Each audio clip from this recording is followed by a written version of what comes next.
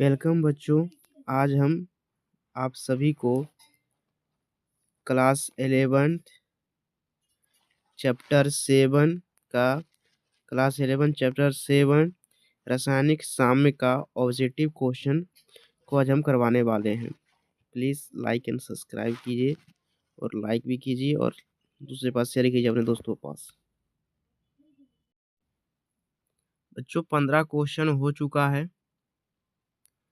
अभी इसके बहुत लंबा वीडियो होने जा रहा है, इसलिए अब इसे हम ज़्यादा लंबा नहीं करेंगे। अगले पार्ट के लिए कमेंट करें, सब्सक्राइब और लाइक करें, इसे सपोर्ट करें प्लीज़। बहुत ये ढूंढ कर लाते हैं, प्लीज़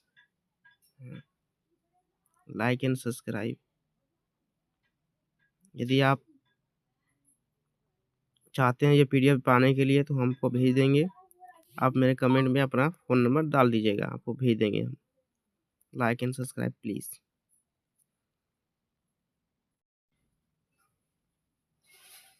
हेलो बच्चों, वेलकम है मेरे यूट्यूब चैनल कॉमेडी किंग 1530 में। आज हम आप सभी को चैप्टर 7 रासायनिक के साम्य अवस्था के बारे में इसका ऑब्जेक्टिव क्वेश्चन बताने वाले हैं। सबसे पहले क्वेश्चन शुरुआत करना चाहते हैं। उत्क्रमणीय अभिक्रिया का उदाहरण है। तो उत्क्रमणीय अभिक्रिया का उदाहरण क्या है? AgNO3 उत्क्रमणीय अभिक्रिया का उदाहरण है। बहुत महत्वपूर्ण क्वेश्चन है। इसका उदाहरण है KNO3 HCl KCl। याद करने का वो सबसे अच्छा क्वेश्चन है। ये बहुत ही कंपटीशन लेवल क्वेश्चन में पूछा जाता है। यदि आप IIT JNET करना चाहते हैं, इसी क्वेश्चन बहुत पूछता है उत्क्रमणीय अभिक्रिया के बारे में। फिर है कि ठोस को यदि हम द्रव में बदलते हैं, उत्क्रमणीयता का चिन्ह दिया हुआ था। हम ठोस को द्रव में बदलें, फिर हम द्रव को यदि हम ठोस में बदलें तो निम्न कौन सा साम्य कहलाता है? जैसे हम ठोस को द्रव में बदलें, फिर जैसे कोई बर्फ है, बर्फ को जल में बदलते हैं, फिर जल को बर्फ में बदल सकते हैं। यह क्या है? इसका कोई भौतिक परिवर्तन नहीं होता है, कोई रासायनिक परिवर्तन नहीं होता, हमसे फिर पुनः प्राप्त कर सकते हैं। इसलिए क्या है? ये एक भौतिक साम्य है। अब उससे आगे चलते हैं 3 नंबर क्वेश्चन में। आयोडीन सॉलिड अवस्था में है, यदि गैसीय अवस्था में बदले तो वही प्रकार क्वेश्चन है। इसका अनुसूत्र में कोई परिवर्तन नहीं हुआ, सिर्फ इसके अवस्था में परिवर्तन हुआ, अतः ये भी एक भौतिक साम्य है। चलते 4 नंबर क्वेश्चन में। रासायनिक साम्य अवस्था कहलाती है। रासायनिक साम्य अवस्था एक गतिज साम्य है। ये भी एक महत्वपूर्ण क्वेश्चन है। उत्प्रेरक का साम्य अवस्था पर क्या प्रभाव पड़ता है? उत्प्रेरक का साम्य अवस्था पर क्या प्रभाव पड़ता है? तो उत्प्रेरक का साम्य अवस्था पर कोई प्रभाव नहीं पड़ता है। उत्प्रेरक के साम्य अवस्था पर कोई प्रभाव नहीं पड़ता है। चलिए आगे क्वेश्चन चलते हैं। Fe3+ एक्वस मतलब लिक्विड अवस्था में, ये आयनिक अवस्था में है, ये भी एक आयनिक अवस्था में है।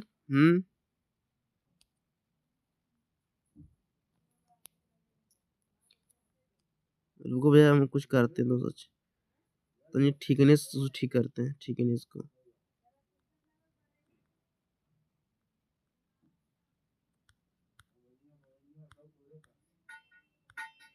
हाँ देखिए, ये लिक्विड अवस्था में, ये भी आयनिक अवस्था में।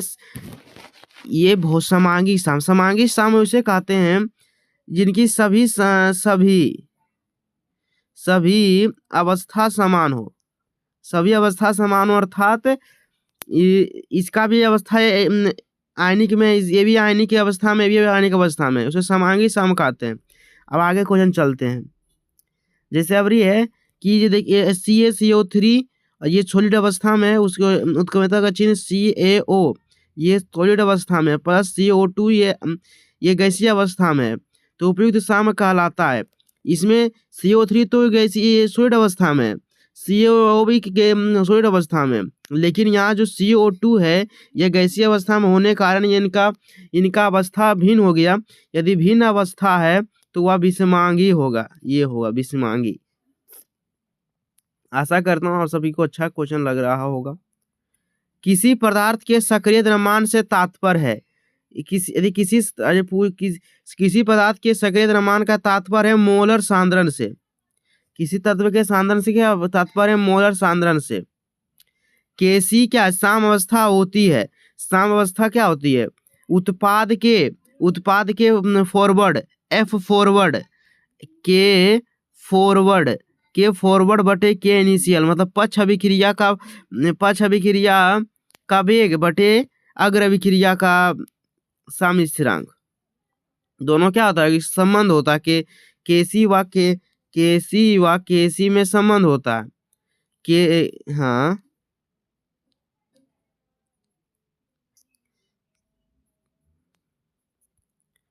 केसी में संबंध होता है केसी में संबंध होता है। सॉरी बच्चों, ठीक नहीं चलता, ठीक नहीं हो रहा है, कुछ समझ नहीं आ रहा होगा। केसी बराबर होता है K1 प्लस K2 होता है, K1 प्लस K2 होता है। K1 क्या होता है? यह पक्ष अभिक्रिया का साम स्थिरांक होता है। ये K1 जो होता है पक्ष अभिक्रिया के स्थिरांक होता है, ये होता है एक पक्ष अभिक्रिया का साम स्थिरांक होता है। और जो K2 है यह अग्र अभिक्रिया का सह स्थिरांक होता है। अर्थात यहाँ K1 को हम K फॉरवर्ड लिख सकते हैं ऑप्शन के हिसाब से, और इसे हम K भी लिख सकते हैं, इसलिए होता है। इसका आंसर हो जाएगा Kc बराबर K फॉरवर्ड बटे K बैकवर्ड। वेग स्थिरांक ताप बढ़ाने पर क्या होता है? वेग स्थिरांक ताप बढ़ाने पर बढ़ता है। ये भी बहुत अच्छा, बहुत महत्वपूर्ण क्वेश्चन है। ताप बढ़ाने पर वेग स्थिरांक बढ़ता है। चलिए 11 क्वेश्चन चलते हैं। निकाय 2A जो गैसीय अवस्था में है, BB गैसीय अवस्था में है, BB गैसीय अवस्था में, 3C गैसीय साप स्थिरांक Kc बराबर है। तो Kc बराबर देखिए हम सोल्व कर चुके हैं। जो 2A गैसीय अवस्था में है, BB गैसीय अवस्था में इतना, तो Kc बराबर बोले अब बताएं। Kc बराबर होता है उत्पाद के सांद्रता गुणनफल, उत्पाद इसमें क्या C, उसका घात लगा दें तो ये हो जाएगा आंसर। शायद पढ़े होंगे आप सब अच्छे से। उसी प्रकार जब 4 मोल A को 4 मोल B के साथ अभिकृत कराया जाता है तो उत्पाद C के 2 मोल तथा D के 8 मोल निम्न अभिक्रिया A प्लस B और उत्क्रमणिका का चिन्ह C प्लस D के अनुसार बनाते हैं साम स्थिरांक। तो साम स्थिरांक मुझे हमारे A का मोल दिया हुआ है इतना, B के मोल 4, C के मोल 2, D के मोल 8। इसलिए यदि हम यहाँ निकालें तो A प्लस D, ये क्या है? A प्लस D मेरे पास व्यंजक दे रहा है, इससे Kc का मान निकालेंगे तो ये होगा। ठीक है, आगे चलते हैं। साम स्थिरांक Kc की इकाई अभिक्रिया, इकाई क्या होता है? साम स्थिरांक की इकाई की अभिक्रिया होता है, ये सूत्र होता है। इसके लिए सबसे पहले हमको डेल्टा N निकालना पड़ता है। तो डेल्टा N होता है उत्पाद है कितने मोल है? 2, और अभिक्रिया का निकालें तो 2 1 3, इधर 1 है इधर 3 है, 3 1 4, ये हो जाएगा 2, तो डेल्टा कितना हो जाएगा? ठीक है, आशा करता हूँ आप सभी को क्वेश्चन बढ़िया लग रहे होंगे। इसके आंसर है लीटर स्क्वायर प्रति मोल स्क्वायर। अभिक्रिया H2 प्लस I2 2HI के साथ मिश्रण का मात्रक उसी प्रकार इसमें कोई नहीं होगा, क्योंकि इसमें डेल्टा N का मान 0 होता है और यहाँ Kc का मान आ रहा है 1। इसे सोल्व कीजिएगा, आ जाएगा। इसमें Kc का मान कोई 1 नहीं दिया हुआ, इसलिए इसका मान होगा 1। समांगी अभिक्रिया 4NH2 प्लस 5O2 इतना के लिए Kc की इकाई है। तो Kc की इकाई, तो Kc वही डेल्टा N का मान यहाँ 1 आया। उसी प्रकार मोल प्रति लीटर को हम सांद्रण लिख सकते हैं, अर्थात सांद्र इतना।